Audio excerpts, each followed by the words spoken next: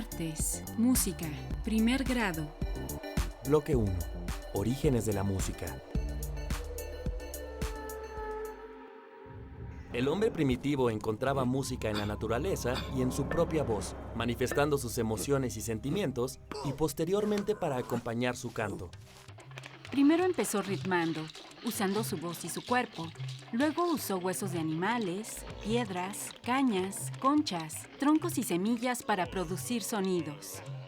Construyó instrumentos que al golpearlos o sacudirlos producían sonidos como hueso contra piedra, y luego utilizó cañas o hueso con agujeros similares a la flauta. Los hombres de la prehistoria vivían temerosos de los huracanes y los terremotos, pues creían que esos fenómenos eran una manifestación de los dioses. Así surgió la música como un medio de comunicación entre los seres humanos con la naturaleza y los dioses. El canto de los pájaros, el rugido de los animales, el sonido del trueno, del viento y del agua permitió al hombre identificar distintos tipos de sonidos, primero para sobrevivir y luego los usó para comunicarse. Al principio hizo sonidos guturales, que luego evolucionaron a palabras, por lo que se cree que el ritmo y el canto se inventaron antes del lenguaje formal que conocemos.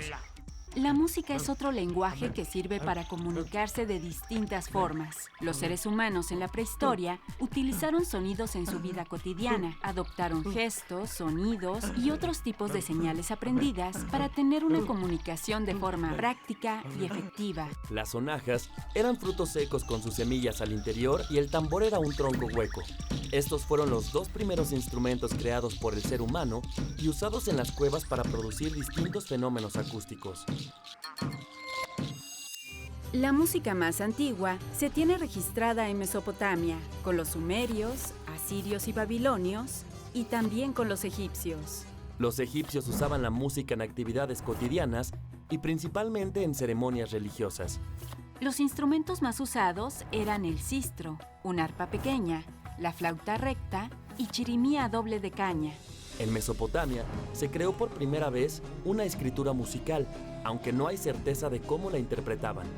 En templos, centros de esparcimiento y de estudio, había pequeños conjuntos que tocaban arpa, lira, tambor, platillos y chirimías. En los rituales relacionados con la guerra se usaban trompetas y flautas dobles.